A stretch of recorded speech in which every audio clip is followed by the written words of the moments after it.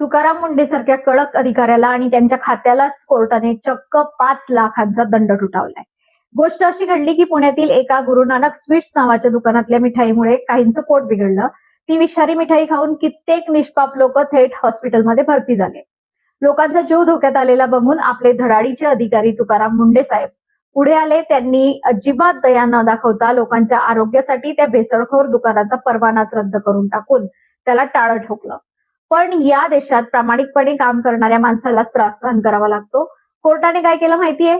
कागदावर 98 मार्क दिसले म्हणून त्या भेसळखोराची बाजू घेतली आणि उलट मुंडे साहेबांच्या खात्यालाच 5 लाखांचा दंड ठोठावला. ते बोलले की 1 महिना दुकान बंद राहिल्यामुळे दुकानदाराचं लाखोंचं नुकसान झालंय, ते तुम्ही भरा. लोकांचे प्राण वाचवणाऱ्या अधिकाऱ्याच्या कारवाईला कोर्टाने चक्क अतिरेक आणि छळ म्हटलं. कोर्टाच्या या अजब निर्णयाने सगळीकडे खळबळ उडालीये.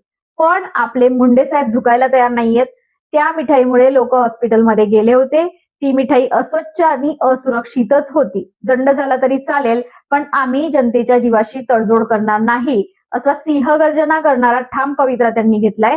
तुकाराम मुंढे सरांचा हा निर्णय तुम्हाला कसा वाटला आणि हे काम करण्यासाठी त्या दुकानदाराने कोर्टाला मिठाई खाऊ घातली असेल की नाही, हे तुम्ही मला कमेंट्समध्ये नक्की सांगा.